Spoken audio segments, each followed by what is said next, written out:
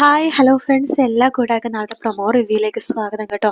അങ്ങനെ കുറച്ച് സൗണ്ട് ഇന്ന് കുറവായിരിക്കും കേട്ടോ, സോറി. അങ്ങനെ നമ്മുടെ ശ്രുതിയാണെന്നുണ്ടെങ്കിൽ എങ്ങനെയെങ്കിലൊക്കെ ആ ഒരു ഷ്യാമിന്റെ ആ ഒരു പെട്ടിയിൽ എന്താണെന്ന് അറിയാനുള്ളൊരു തത്രപ്പാടിലാണ് കേട്ടോ.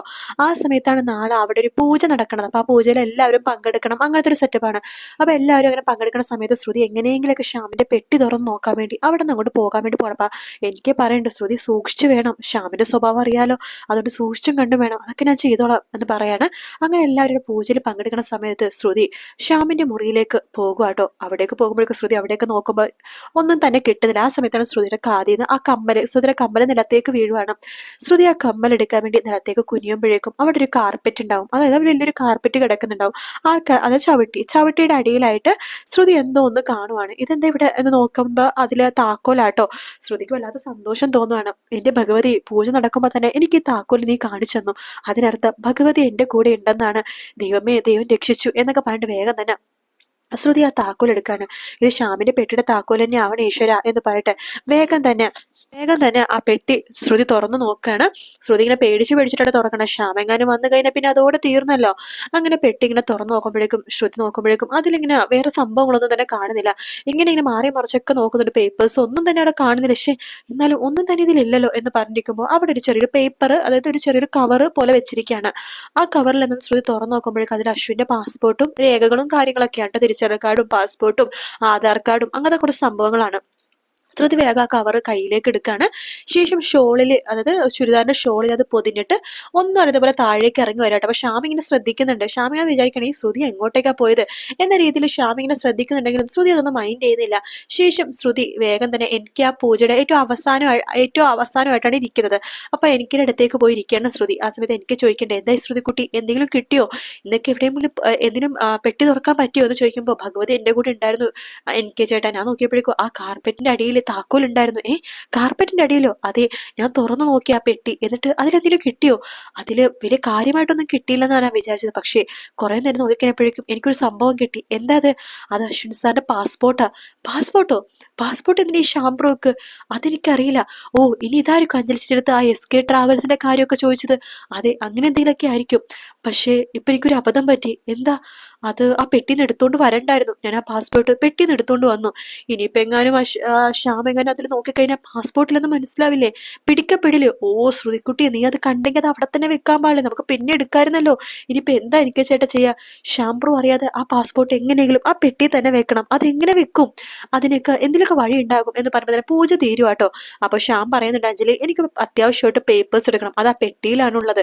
ശേഷം എനിക്ക് പുറത്തു പോകേണ്ടത് പറയാണ്. അപ്പൊ അഞ്ജലി പറയുന്നുണ്ട്, ഷ്യാമായിട്ട് ഇപ്പൊ പോകല്ലേ, പൂജ കഴിഞ്ഞല്ലേ ഉള്ളൂ, പ്രസാദം വാങ്ങി കർപ്പൂരമൊക്കെ കത്തിച്ച് പ്രസാദം വാങ്ങിട്ട് പോയാൽ മതി. അയ്യോ, നോക്ക് രാജകുമാരി, നീ ഉണ്ടല്ലോ ഇവിടെ എനിക്ക് വേണ്ടി പ്രാർത്ഥിക്കാൻ, ഞാൻ പോയിട്ട് വരാം, എനിക്ക് ആ പെട്ടിനുള്ളിൽ പ്രധാനപ്പെട്ട രേഖകൾ ഉണ്ടെന്നൊക്കെ പറയാണ്.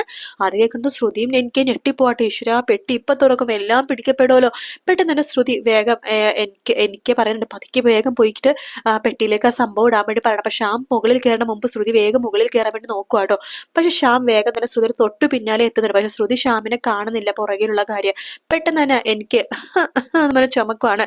ശ്രുതിക്കുട്ടി എന്ന് പറഞ്ഞിങ്ങനെ വിളിക്കുന്നുണ്ട്. അപ്പൊ തന്നെ ശ്രുതി പെട്ടെന്ന് തിരിഞ്ഞു നോക്കുമ്പോൾ ഷ്യാമിനെ കാണാൻ. പെട്ടെന്ന് ശ്രുതി പെട്ടെന്ന് ഒരു അഭിനയിക്കാട്ടോ.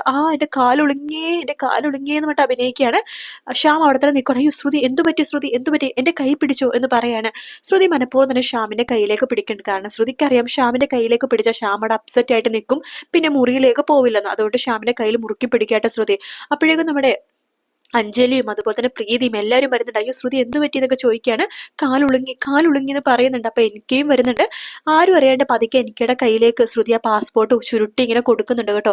എനിക്കത് പറഞ്ഞു, മുകളിലേക്ക് പോയിക്കൊന്ന് ആക്ഷൻ വഴി കാണിക്കാണ് കണ്ണുകൊണ്ട്. ഓക്കെ എന്ന് പറഞ്ഞിട്ട് എനിക്ക് എല്ലാവരുടെയും കണ്ണു പിടിച്ച് വേഗം മുകളിലേക്ക് പോവാണ്. ശ്രുതി ആണെങ്കിൽ ഷ്യാമിന്റെ കയ്യിൽ പിടിച്ച് നിൽക്കുക കേട്ടോ. അപ്പൊ പിടിച്ച് നിൽക്കുമ്പോൾ ഷ്യാമിന് എവിടെയും പോകാനും പറ്റുന്നില്ല. ഷ്യാമാണെങ്കിൽ അത് ആസ്വദിച്ച് നിൽക്കുവാണ്. അങ്ങനെ ശ്രുതിയുടെ കൈ പിടിച്ച ആ കൈ ഷ്യാം ഇങ്ങനെ നോക്കിക്കൊണ്ടിരിക്കുക കേട്ടോ. ശ്രുതി പറയണ്ട, അയ്യോ എനിക്ക് കൈ ഒട്ടും വയ്യെന്ന് പറയുമ്പോൾ ഷ്യാം പറയുന്നുണ്ട്, അതെ ഞാൻ വേണമെങ്കിൽ ഹോസ്പിറ്റലിൽ കൊണ്ടുപോകാം, വേണമെങ്കിൽ ഡോക്ടറെ വിളിക്കാം, കുഴപ്പമൊന്നുമില്ല, ബാം തേച്ചാൽ മാറും എന്ന് പറയണം. എന്നാൽ ഞാൻ ബാം തേച്ചരാം എന്ന് ഷ്യാം ആയിട്ട് ഒരു ബാം കൊണ്ടുവന്നിട്ട് ശ്രുതിയുടെ കാലിൽ തേക്കാൻ വേണ്ടി വരുമ്പോഴേക്കും പ്രീതി ആ ബാം തട്ടിപ്പറിച്ച് വാങ്ങിക്കുകയാണ്. അതെ, നിങ്ങൾ തേച്ചു കൊടുക്കണ്ട, ഞാൻ തേച്ചു കൊടുത്തോളാം എന്ന് പറഞ്ഞിട്ട് പ്രീതി പറഞ്ഞു, എന്താ ശ്രുതി, നീ ഒന്ന് ശ്രദ്ധിച്ചൊക്കെ നടന്നൂടെ എന്നൊക്കെ പറഞ്ഞിട്ട് ബാമൊക്കെ തേച്ചു കൊടുക്കുകയാണ്. ആ സമയത്ത് എനിക്കാണെങ്കിൽ ഷ്യാമിന്റെ റൂമിൽ പോയിട്ട് ആ പാസ്പോർട്ട് വെക്കാൻ വേണ്ടി നോക്കുമ്പോൾ പെട്ടി തപ്പിയിട്ട് കിട്ടുന്നില്ല കേട്ടോ. അവസാനം പെട്ടി കിട്ടുമ്പോഴേക്കും അതിന്റെ ഷ്യാമിന്റെ പെട്ടിയിൽ വെക്കാൻ പോകുമ്പോഴേക്കും ഷ്യാം വേഗം തന്നെ മുറിയിലേക്ക് പോകുവാണ്. എനിക്കൊക്കെ എന്ത് ചെയ്യണമെന്ന് അറിയില്ല. എനിക്ക് വേഗം തന്നെ ആ പെട്ടിയുടെ സൈഡിൽ തന്നെ പാസ്പോർട്ട് വെച്ചിട്ട് അവിടെ ഒളിച്ചു നിൽക്കുക, കറക്റ്റിന്റെ പുറകിൽ ഒളിച്ചു നിൽക്കുക കേട്ടോ. പെട്ടെന്ന് തന്നെ ശ്യാം ആരുമില്ലെന്ന് ഉറപ്പുവരുത്തിയതിനു ശേഷം ഫോൺ എടുത്തിട്ട് ആ ഒരു SK ട്രാവൽ എന്ന ആ ട്രാവൽ ഏജൻസിയിലേക്ക് വിളിക്കുകയാണ്. ഹലോ കുമാർ, നിങ്ങൾക്ക് ചെയ്യാൻ പറ്റില്ലെങ്കിൽ പറഞ്ഞാൽ പോരെ, ഇവിടെ വേറെ ഏതൊക്കെ ട്രാവൽ ഏജൻസി ഉണ്ട്, നിങ്ങൾക്ക് ചെയ്യാൻ പറ്റുമോ ഇല്ലയോ? അതിനുള്ള പണം ഞാൻ നിനക്ക് തരുന്നില്ലേ, എത്രയും പെട്ടെന്ന് ചെയ്യണം. ഓക്കെ, അല്ലെങ്കിൽ ഞാൻ വേറെ ഏതെങ്കിലും ട്രാവൽ ഏജൻസിനെ വിളിച്ചിട്ട് ശരിയാക്കിക്കോളാം എന്നൊക്കെ ശ്യാം ഫോണിലൂടെ സംസാരിക്കണം. ഇതൊക്കെ തന്നെ എനിക്ക് കേൾക്കുന്നുണ്ടോ. എനിക്ക് കേൾക്കുമ്പോൾ എനിക്ക് ഷോക്ക് ആവാണ്. കാരണം ശ്യാം ഇത്ര ക്രൂരനാണല്ലോ എന്ന് അറിഞ്ഞിട്ട്. കാരണം അതിലെ അശ്വിന്റെ പാസ്വേഡ് തട്ടിപ്പ് നടത്താൻ വേണ്ടിയിട്ടാണ് ശ്യാം നോക്കണേ കേട്ടോ. അങ്ങനെ എനിക്ക് വേഗം പിടിക്കപ്പെട്ടു എന്ന് വെച്ചിട്ട് ആ കറക്റ്റന്റെ പുറകെ നിൽക്കുമ്പോഴേക്കും ശ്യാമിന് എന്തൊക്കെ സംശയം തോന്നുന്നു. ആ റൂമിൽ ആരൊക്കെ ഉള്ളതുപോലെ ശ്യാമിന് തോന്നുന്നുണ്ടെങ്കിലും ശ്യാം നോക്കുമ്പോഴേക്കും എനിക്ക് അവിടെ നിന്ന് പോയി കഴിഞ്ഞായിരുന്നു കേട്ടോ. അതിനുശേഷം ശ്രുതിയെടുത്ത് എനിക്ക് പറയുന്നുണ്ട്, അതെ ഞാൻ പാസ്പോർട്ട് എങ്ങനെയെങ്കിലൊക്കെ അവിടെ വെച്ചിട്ടുണ്ട്. ഞാൻ വെച്ച സമയത്ത് ആ ശ്യാമ് ആ ഏജൻസീനെ ഫോൺ വിളിക്കായിരുന്നു. അശ്വിൻ ബ്രോയുടെ ആ ഒരു പാസ്പോർട്ടില് ആ പോയിരിക്കുന്ന സ്റ്റേറ്റിന്റെ കാര്യങ്ങളൊക്കെ അടയാളപ്പെടുത്താൻ വേണ്ടിയിട്ട്. ഇനിയിപ്പോ എന്താ ചെയ്യാ, ആ സ്റ്റേറ്റ് അല്ല, സോറി, കൺട്രി. അപ്പൊ പറയുന്നുണ്ട്, സാരില്ല എനിക്ക് ചേട്ടാ, നമുക്ക് എങ്ങനെയെങ്കിലൊക്കെ അശ്വിൻ സാറിനെ കണ്ടുപിടിച്ചേ പറ്റൂ. അതിനിപ്പോ എന്താ ഒരു വഴി?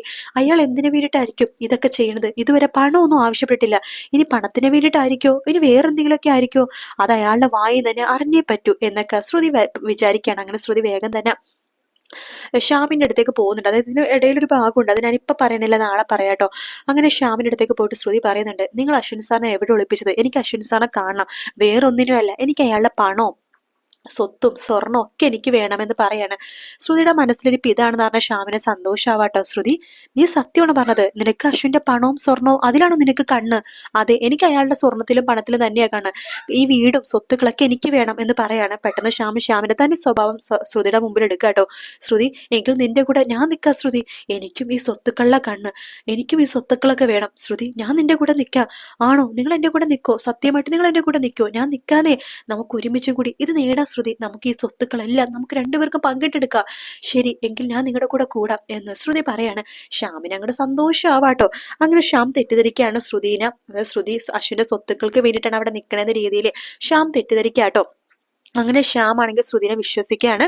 അങ്ങനെ ആ വിശ്വാസം മുതലെടുക്കാണ് ശ്രുതിയും എനിക്കയും കൂടിയിട്ട്. അങ്ങനെയാണ് അശ്വിന്റെ അടുത്തേക്ക് അവർ പെട്ടെന്ന് എത്താൻ വേണ്ടി പോകുന്നത്. പക്ഷെ അതിനു മുമ്പേ സച്ചി വന്നിട്ട് അശ്വിനെ രക്ഷിക്കുകയൊക്കെ ചെയ്യും. അത് മാത്രമല്ല, ഇതിന് പിന്നിൽ ശ്യാം ആണെന്ന് ഈസി ആയിട്ട് അവർ തെളിയിക്കുകയും ചെയ്യും. അത് എന്താണെന്നുള്ളത് ഞാൻ ഓൾറെഡി പറഞ്ഞിട്ടുണ്ടായിരുന്നു, എങ്ങനെയാണ് തെളിയിക്കണ കാര്യങ്ങളൊക്കെ. അപ്പൊ നാളത്തെ എപ്പിസോഡിൽ ഇത് മാത്രമല്ല, എക്സ്പെക്ട് വേറൊന്നും കാണിക്കാൻ ചാട്ടോ. വീഡിയോ ഇഷ്ടപ്പെടുകയാണെങ്കിൽ ലൈക്ക് ചെയ്യാനും അതുപോലെ തന്നെ സബ്സ്ക്രൈബ് ചെയ്ത് കമന്റ് ചെയ്യാനും മറക്കരുത്.